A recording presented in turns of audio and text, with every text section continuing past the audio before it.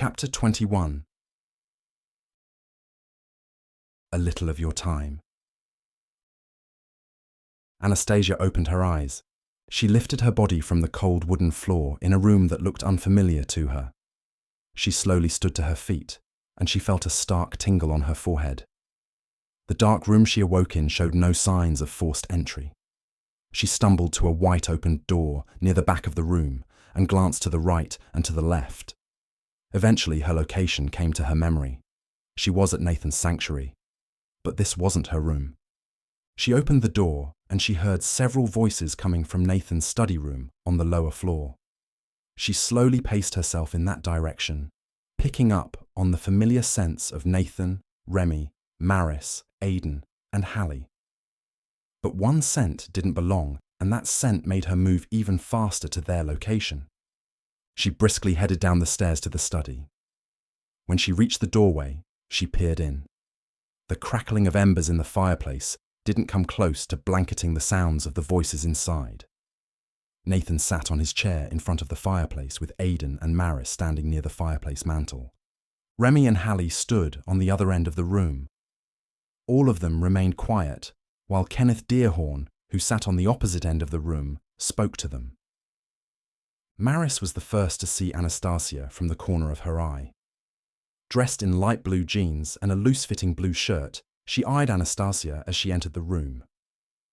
Remy became the second person to see Anastasia and the first person to greet her by speaking. "You're awake." Dressed in typical researcher clothing, Kenneth's eyes locked onto Anastasia and he smiled while leaning back in his chair. What is he doing here? Anastasia's question put a halt to their conversation. "I was invited," Kenneth replied calmly. Anastasia kept her distance, eyeing Kenneth, as she heard Nathan's thoughts speak to her. Patience. She cared nothing for patience. Kenneth didn't belong, and she didn't trust him. Nathan sipped from his coffee mug and he swallowed the contents before speaking.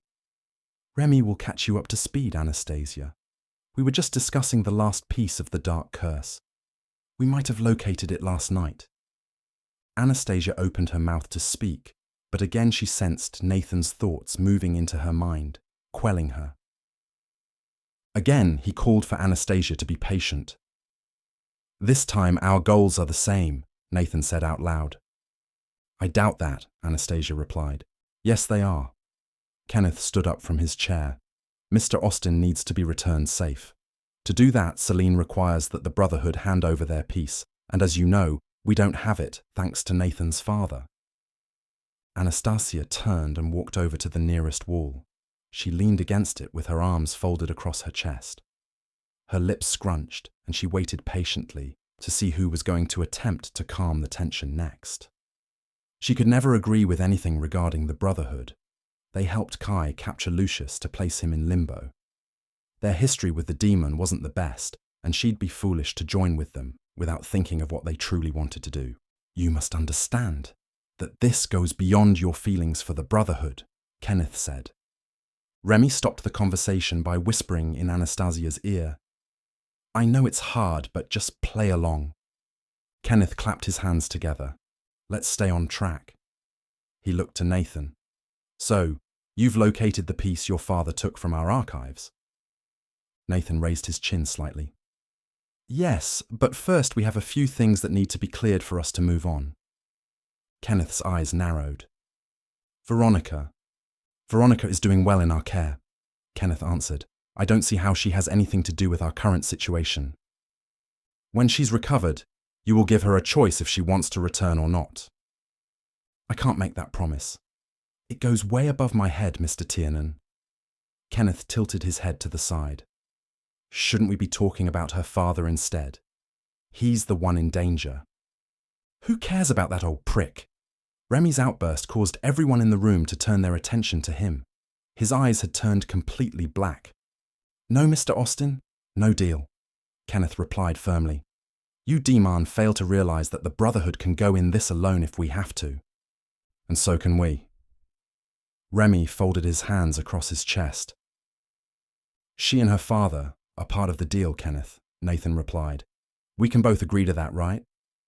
Eventually, Kenneth nodded. His body relaxed and the tension of the room dissipated. "We'll get the piece by tomorrow night," Nathan replied. "I can't tell Celine without any proof of that," Kenneth replied. "I need some assurance." "Absolutely not," Anastasia objected. "He wants another sign of good faith." Remy rolled his eyes. "How about allowing you to walk out of here with 2 feet? That's a sign of good faith." Kenneth snickered. "Right now I have 50 mercenaries at my disposal. I can snap my fingers and they'll come in and do what they're trained to do." He looked back to Anastasia. Anastasia and Kenneth went silent in their stare down, and the tension returned in the room. Eventually Aidan spoke out. "Your mercenaries wouldn't stand a chance." "You'd be surprised," Kenneth replied to him. Nathan raised his head. "There is no need to fight among ourselves. We're all on the same side." Kenneth's snicker turned into a smile. "Good. I'm glad you see it this way, Mr. Tiernan. So when you get the piece, you'll hand it over to me." Nathan nodded, which made Remy snap his head in his direction. "If you weren't my friend, I'd eat you right now." "Remy, there aren't any other options on how to approach this," Nathan replied. "You aren't thinking about actually giving it to him?" Remy shook his head in disbelief. Anastasia had heard enough. Still weary of Kenneth's true agenda, she decided to remain silent in the conversation and come up with her own plan. "We will have 100 of our best mercenaries standing outside the warehouse," Kenneth said. "I'll give them the signal and they will lead the attack, allowing all of you to go in afterwards." Anastasia spoke in Nathan's thoughts. "He's hiding something." Still loathing, Remy asked, "Lucius can read the minds of all your human mercenaries in seconds. He'll know we'll be right behind them." "I will go in first, shortly followed by the mercenaries. They'll be too concerned with the peace to sense you all coming." Aidan shook his head. "You don't understand, human. Ancients can break through your thought barriers," he added. "Lucius will know you are lying before you walk in. If you don't like this plan, then maybe one of you should accompany me into the warehouse. How about you?" Kenneth looked at Aidan. "Or maybe you." He then turned his attention to Anastasia. She opened her mouth, unable to hold herself back anymore about speaking against the plan. Kenneth spoke. "I'm sure they'll welcome her with open arms." Being volunteered to go first with Kenneth was the last thing she expected. Out of everyone in the room, she still remained the only demon Lucius trusted. Somewhat. She felt her shoulders relax and she looked to the floor. "True, but it doesn't mean that I'm the better choice. I'll go in with you, but not because you want me to." Nathan looked to Anastasia. "Are you sure?" Anastasia nodded. "I don't trust Kenneth with the piece. I'd rather be there to make sure things go as planned." Nathan then turned to Kenneth. "Your mercenaries will meet us on the rooftop across the street from the warehouse." Kenneth smiled. "All I need to do is make one phone call." "Make your phone call." Anastasia left the room and headed outside. She placed her hands on the wooden railing and she stared out at the landscape in front of her. Her mind went over the future meeting she'd have with Lucius and Celine tomorrow night. She would face Lucius' wrath, but deep inside, she wanted to believe that there wasn't any way in hell the Pure Ones controlled Lucius as much as she was led to believe. When they freed Lucius from limbo, she grew to like the new fragile, scared and weak Lucius, or so she thought. But she missed the old Lucius, the Lugat whose voice brought fear into Deamhan, the man who kept those under him in line. The chaotic but fair Lucius, the demon whom Anastasia considered to be her true sire. The new Lucius probably wanted nothing but her death. If there was one thing that Anastasia loathed, it was knowing that she might have to take him out, if she could. Her doubts and questions pounded throughout her head to the point of a small migraine. She drummed her fingers on the wooden railing and she watched the clouds cascading through the sky. The moon was nowhere to be seen. Whether the light from the stars above would assist them didn't matter to her. She liked it dark. Behind her, she heard the noise of wooden planks creaking under someone's weight, and she looked over her left shoulder. Aidan stood just in front of the doorway, wrapped in a thick, ruffled white blanket. "What do you want now?" Anastasia turned back to the stars. "A little of your time." He cautiously stepped forward, and the boards again moaned under his weight. He saw Anastasia jerk her head slightly to the left at the sound, and he stopped. "You had my attention last night," Anastasia answered. He waited for a moment before speaking again. "Yes, but this time it's just me. Maris is still inside."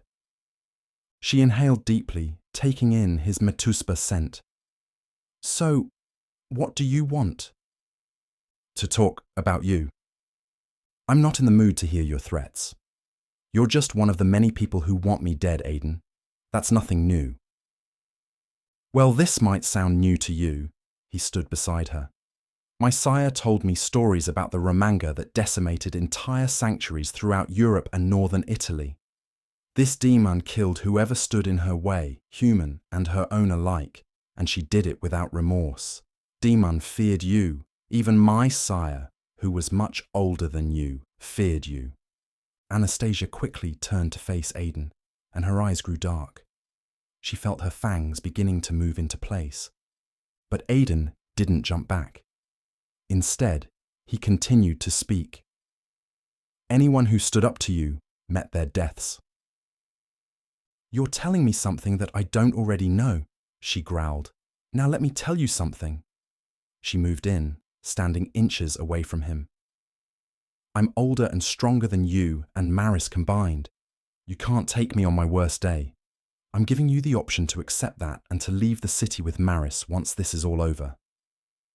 "I've killed demon older than you," Aidan replied, unmoved by her threat. "Your age doesn't scare me." Anastasia felt her fangs retreat and her eyes turn back to normal. "When you least expect it, we will come for you." Any other time, she wouldn't sit and listen to the threat. She knew that she could kill Aidan without breaking her stride, but part of her wanted to know exactly why he wanted her dead. It couldn't be because of her past. Even though he looked familiar, she still had problems figuring out why.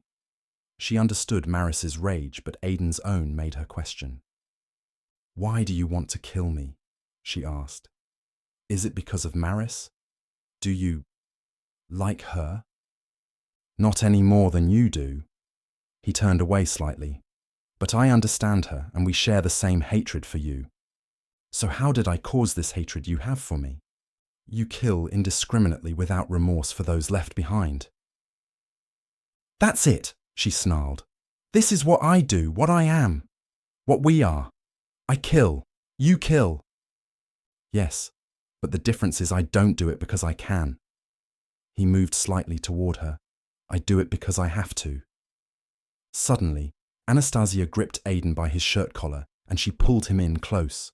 He reacted quickly, catching her off guard.